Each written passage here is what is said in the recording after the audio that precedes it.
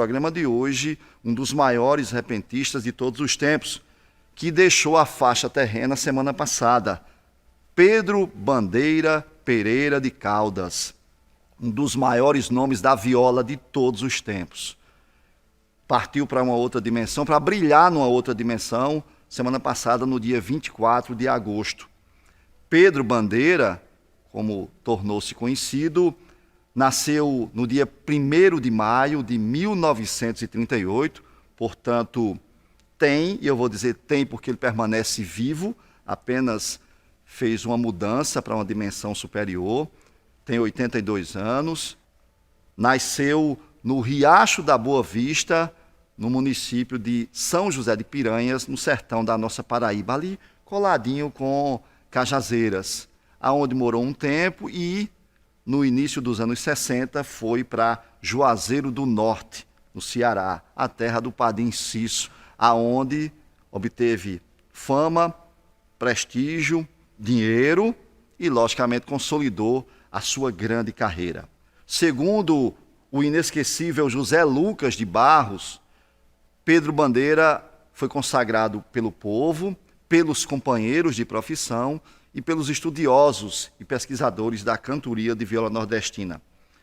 Pedro alcançou um prestígio e um poder tão grande que Luiz Gonzaga, isso mesmo, um dos maiores nomes da nossa cultura, se uniu a Pedro Bandeira para iniciar o projeto A Missa do Vaqueiro, lá em Serrita. Imagine aí o prestígio de Pedro Bandeira. Foi vereador durante 2 mandatos, lá no Juazeiro, estudou, preparou-se, tornou-se advogado, professor, escritor, radialista, e por isso que eu digo, justificou a fama que tinha. Afinal de contas, oferecia o melhor produto de todos, cantoria de altíssimo nível, repente de muita qualidade. Mal comparando com o futebol, tem muito cantador famoso e com pouca cantoria. E tem muito cantador com muita cantoria e pouca fama. Comparando ao futebol e mal comparando, tem muito Neymar, tá certo? Na cantoria também, com muita fama e pouca bola. E tem muito Tostão, não é isso? Com a fama aquém da cantoria, aquém do futebol. Eu acho que deu para entender mais ou menos. Pedro Bandeira justificou. Está naquele timaço ali de Ivanildo Villanova, de Geraldo Amâncio, de Valdir Teles, de Nonato Neto, de Nonato Costa, justificando a fama que tem, a fama que obteve, o prestígio que alcançou. Meu primeiro contato com Pedro Bandeira aconteceu ali no finalzinho dos anos 70 e início dos anos 80. Eu com 10, 11 anos, ele sempre frequentava Campina Grande por conta do Congresso Nacional de Violeiros, ora para cantar com Expedito Sobrinho, ora para cantar com João Bandeira, seu irmão, com outro irmão da Aldete Bandeira, com Geraldo Amâncio, com Antônio Nunes de França. E nessas passagens por Campina Grande, eu me lembro que acho que em 80, 79, 80, eu decorei, muito antes de pensar em viver da cantoria, um verso de Pedro Bandeira no mote: cada dia que passa é mais um dia de saudade, tristeza e desengano. Pedro disse: cada passo que dou é mais um ai que penetra em meu pobre coração. Canto triste, detido na prisão, e cada verso que faço a lágrima cai. A doença chegou, matou meu pai. A desgraça passou, levou meu mano. Uma bruxa, um médio e um cigano me cobriram de praga e bruxaria, e cada dia que passa é mais um dia de saudade, tristeza e desengano.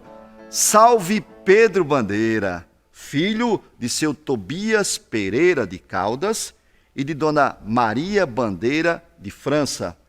Pedro, numa família de grandes nomes da cantoria. A mãe poetisa, o avô Manuel Galdino, muito famoso, e os irmãos também enveredaram pela cantoria. Chico, João Bandeira, Daudete Bandeira, que reside em João Pessoa, enfim, a família toda ligada à cantoria. Tem outro verso interessante de Pedro, que eu gosto muito e declamo nos festivais, onde ele disse: eu quero ser sepultado na sombra de uma favela, onde morreu uma vaca e o meu cavalo de sela, para ninguém saber se os ossos são meus, do cavalo ou dela. Grande Pedro Bandeira. Pedro tinha um prestígio enorme, viajou para fora do país, tornou-se embaixador da cultura no estado do Ceará, e por isso muita gente acha que Pedro nasceu no Ceará, em Juazeiro. Volto a dizer, Pedro é paraibano da gema de São José de Piranhas, tá? E passou a residir no Ceará nos anos 60. Pedro alcançou um poder tão grande, um prestígio tão grande, que os cantadores queriam imitar Pedro Bandeira. Tem até uma passagem interessante de Ivanildo Villanova com Geraldo Amâncio, onde Ivanildo disse: Geraldo Amâncio Pereira canta bem, é gente amiga, mas quer ser Pedro Bandeira na pessoa e na cantiga. Quando for Geraldo, avise, e quando for Bandeira, diga.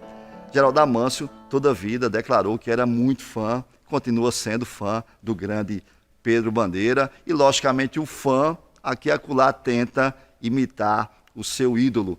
Tem uma coisa mais jocosa na comparação à fama de Pedro Bandeira, mas lembrando sempre, justificou a fama com muita cantoria, com muita qualidade no verso. Tá? Louro Branco, que durante algum tempo também cantou com Pedro Bandeira, chegou no, acho que Caicó, no Rio Grande do Norte, e aí aqueles apologistas, aquelas pessoas que acham que entendem da cantoria, gostam de cantoria, são apologistas, mas aqui e acolá se excedem, né? E Louro Branco estava tomando um cafezinho num bar e o apologista disse: olha, o senhor sabia que eu sou seu primo? Aí Louro Branco disse: não, meu nome é Francisco Maia de Queiroz. É o seu nome também. Não, pode ser coincidência, Louro Branco disse. Não, eu sou conhecido aqui como Chico Maia e o senhor é meu primo. Aí Louro Branco começou a ficar com raiva, né? Disse: não, por que você é meu primo? Não, porque eu sou Maia, sou Queiroz, sou seu primo. Louro Branco disse: não tenho notícia nenhuma que eu tenha um primo aqui na região. O senhor conhece Pedro Bandeira? Aí o apologista disse: claro que conheço, o príncipe dos poetas populares. Aí Louro Branco disse: já ouviu falar em Tamanduá Bandeira? Já, não tem nada a ver com Pedro Bandeira. E também tem Bandeira no nome. Então, só para o senhor ter noção do que está dizendo, tá? Só para descontrair um pouquinho e para demonstrar o prestígio do grande Pedro Bandeira. Tem um verso de Pedro Bandeira cantando com Dimas Batista, e a temática era nessa linha do tempo de Deus, do nosso tempo, né?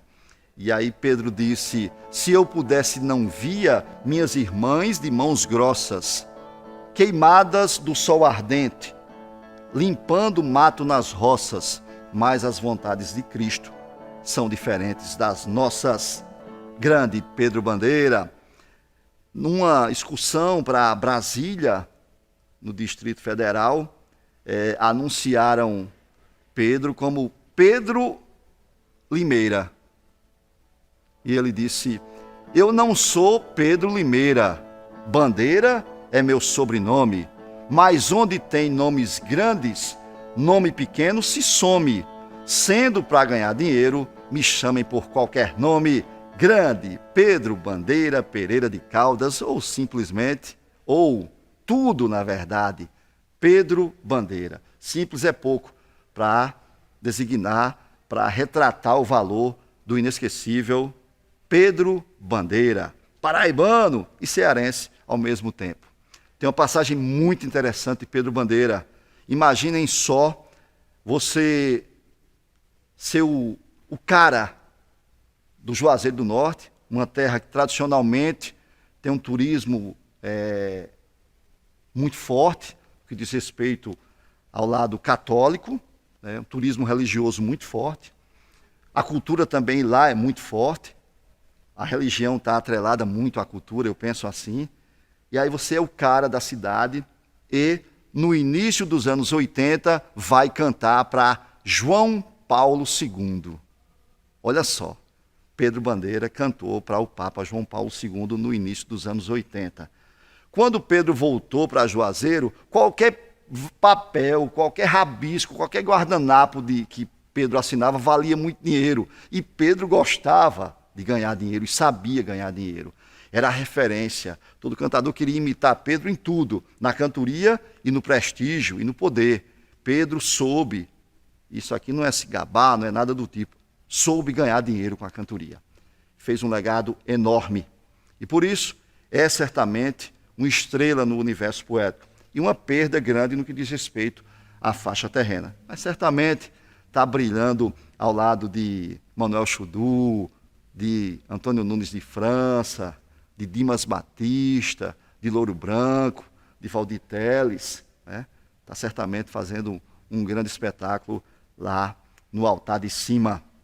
E para fechar o programa de hoje, nessa homenagem justíssima a Pedro Bandeira, lembrar de uma estrofe dele que ressalta, essa estrofe ressalta a importância da fé, né? A crença do homem sertanejo. E aí, quando a chuva vem, é só felicidade.